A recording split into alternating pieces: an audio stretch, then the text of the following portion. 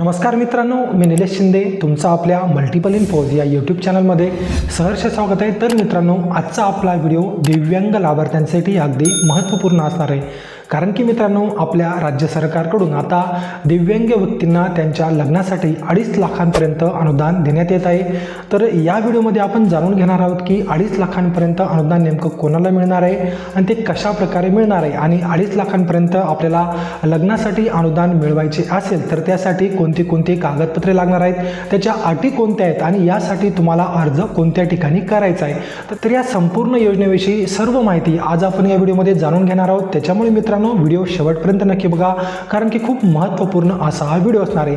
आणि जर का तुम्ही आपल्या यूट्यूब चॅनलवरती नवीन असाल तर कृपया चॅनलला सबस्क्राईब करा आणि सबस्क्राईब करून बेल नोटिफिकेशनला प्रेस करा। त्याच्यामुळे तुम्हाला येणाऱ्या महत्त्वपूर्ण व्हिडिओचे अपडेट तुमच्या मोबाईलवरती येऊन जातील। तर चला तर मित्रांनो, व्हिडिओला आता सुरुवात करूयात आणि 2.5 लाखांपर्यंत अनुदान कशा प्रकारे मिळवायचं या संबंधितली सविस्तर माहिती आज आपण जाणून घेऊ। तर बघू शकता मित्रांनो, आपल्या राज्याचे दिव्यांग मंत्री अतुल सावे यांनी त्यांच्या एक्स अकाउंटवरती दिव्यांग विवाह प्रोत्साहन योजनेविषयी माहिती टाकली, तर ती आपण सविस्तरपणे जाणून घेऊयात।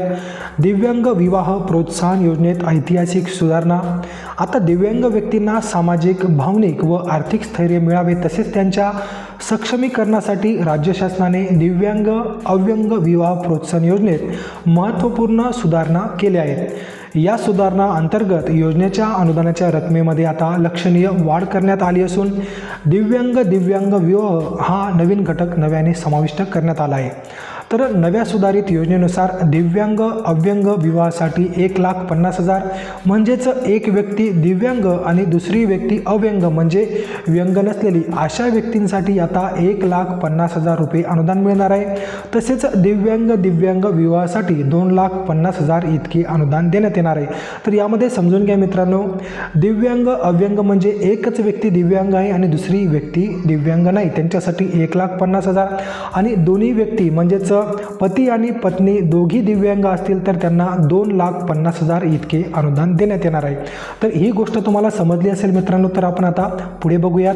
आता ही रक्कम पती पत्नीच्या संयुक्त बँक खात्यामध्ये थेट लाभ हस्तांतरण म्हणजेच DBT प्रणालीद्वारे जमा करण्यात येणार असून त्यातील 50% रक्कम 5 वर्षासाठी मुदत ठेवीत ठेवणे बंधनकारक राहील।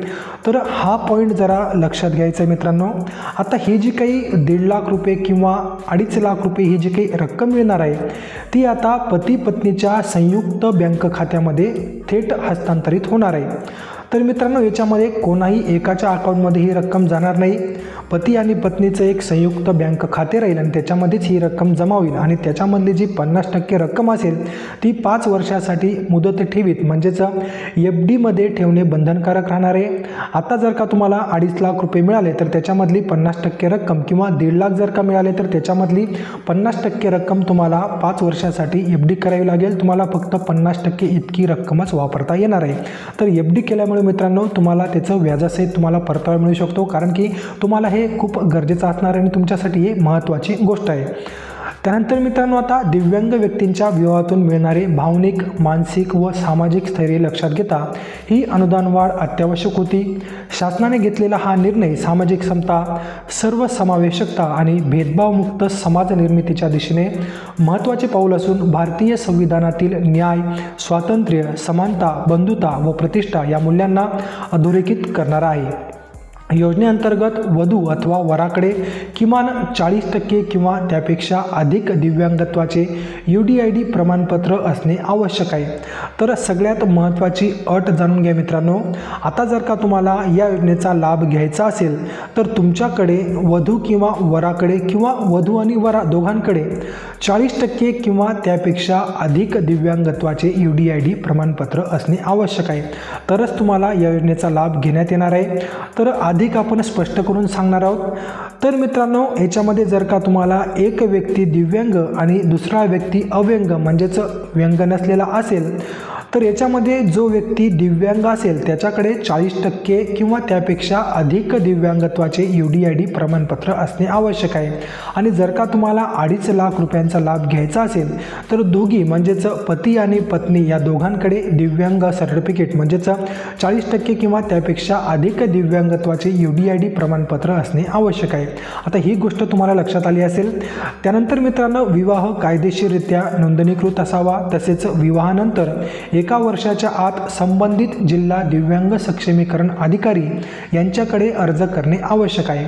आता महत्त्वाचा मुद्दा मित्रांनो, आता जर का तुम्हाला या योजनेचा लाभ घ्यायचा असेल तर अर्ज कोणाकडे करायचा आहे, तर याच्यामध्ये तुम्हाला लग्न झाल्यानंतर म्हणजेच विवाहानंतर 1 वर्षाच्या आत संबंधित जिल्हा दिव्यांग सक्षमीकरण अधिकारी यांच्याकडे तुम्हाला अर्ज करायचा आहे। तर तुमच्या जिल्ह्याच्या ठिकाणी दिव्यांग सक्षमीकरण ऑफिसला तुम्हाला जायचं आहे आणि विवाहानंतर 1 वर्षाच्या आत त्यांच्याकडे तुम्हाला अर्ज करायचा आहे। आणि अर्ज केल्यानंतर तुम्हाला जे काही पुढचे पैसे ते तुमच्या संयुक्त बँक खात्यामध्ये येऊन जातील।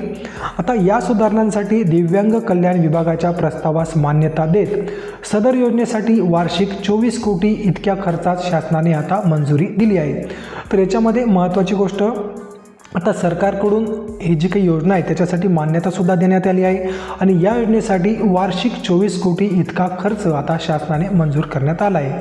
तर खूप महत्त्वाची गोष्ट आहे मित्रांनो, बघू शकता दिव्यांग व्यक्तींच्या विवाहाला शासनाचे ऐतिहासिक प्रोत्साहन।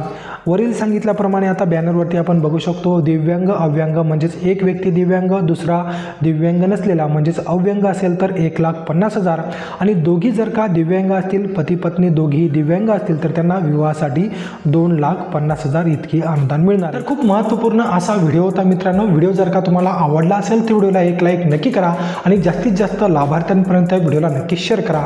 आणि अजूनपर्यंत जर का तुम्ही आपल्या YouTube चॅनलला सबस्क्राईब केलं नसेल तर कृपया चॅनलला सबस्क्राईब करा आणि सबस्क्राईब करून बेल नोटिफिकेशनला प्रेस करा। तर चला तर मित्रांनो, पुन्हा भेटूयात पुढच्या व्हिडिओमध्ये। तोपर्यंत जय हिंद आणि जय महाराष्ट्र।